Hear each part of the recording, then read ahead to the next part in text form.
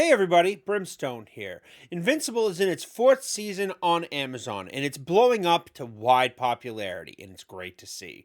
Seeing this universe brought to an animation series is absolutely fantastic, even if the animation is called into question. But that brings into the frame many things. What was cut and left out of the comics, and why you should pick up the comics and read them. But before we get into this, if you enjoy comics and low-key pop culture news, hit that like, hit that sub button, share this video out there, and let's get into why you should read some Invincible comics. So, Invincible. I came across this series like most others. I saw clips of it on my YouTube feed of Omni-Man holding Mark in front of a train and was like, cool. So I did what a normal person would do. I started reading the comic books, completely skipping the show till I read them. And now that I have read what would basically be the first two seasons. But for now, in this video, we're going to focus on the first one. After reading the first 12 comics, because that's all the first season covers, they cut a lot out and it added stuff from there that isn't in the comic books. And honestly, I'm not quite sure how to feel about it. For example, cutting out Mark trying to struggle the balance between superhero life and normal life. In the comics, Mark was working a regular job at a burger joint when he got his power. He had a cheap knockoff costume before Nolan took him to get one. And he got introduced to the team that was working with Robot and Adam Eve and everything like that. Nolan is a massively popular author whose publisher is looking for their next book.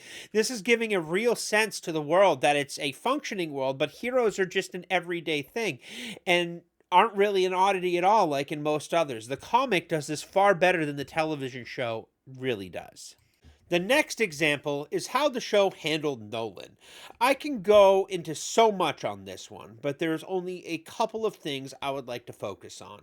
First, how Nolan dispatched the Guardians of the Globe, the original ones. In the show, it was a knockdown fight, like the whole team was a match for Nolan, beating him down and having him collapse afterward, which made them wonder who took out the Guardians of the Globe and barely managed to knock out Omni-Man. In the comics, that never happened. Nolan never broke a sweat. He single-handedly took out the whole Guardians of the Globe with ease. This is a bigger deal than you think because in the comics, Nolan is far stronger than he is in the show, removing the real threat of not only Nolan, but the Viltrumites altogether. On the topic of Nolan, because the show handled the unaliving of the original Guardians of the Globe completely, they cut out the mystery plot and who did it. Cecil brings in Damien Darkblood to investigate. Yes, I know it's slightly touched on the show, but it's not the same. The books have a flow to them and did a good job storytelling. Don't even get me going on Mark's first big hero arc, stopping a teacher that was strapping boom booms to kids' chests, and what Anissa did to Mark, something the show will probably never touch on because it doesn't fit the modern thing. It would upset people. Shows like Invincible should pull people to read the comics, to want to read the source material. Because if you like the show, the odds are you're going to love the comic. Not to mention that Invincible has a whole universe around him with so many other heroes. Tech Jacket, Battle Beast, Adam Eve, Capes. The universe is definitely worth reading. I also understand that reading such an extensive series is a daunting task. Seeing the omnibuses is intimidating, trust me. Those things are massive. But luckily, there's something that you can easily remedied. There are several editions, trade paperback, ultimate editions, if you really don't want to open up your wallet, the comics themselves. But given the show's popularity, the back issues have gone off the charts in price. Number one of the series was going for $300, and now it's going for $5,000 around ungraded comic. And that's just kind of nuts, even for people just looking to read the series.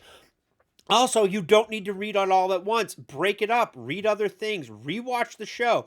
I encourage anybody that does to watch it, to read the comics and get the full story, not the abridged version that you're getting in the animation where they replace a lot of the human stuff with hyper-violence. I promise you, you won't regret it. If you made it this far, thanks for watching. I'm grateful and I hope this has encouraged you to go out and read some of the comics. If you did enjoy this, let me know. I would love to hear your thoughts in the comments below. Please leave a like, a sub, and share this out there if you really did enjoy it and want to see more of my content. I try to put out a video every day about comics and low-key pop culture stuff. But yeah, thanks for watching, happy reading, and I'll catch you in the next one.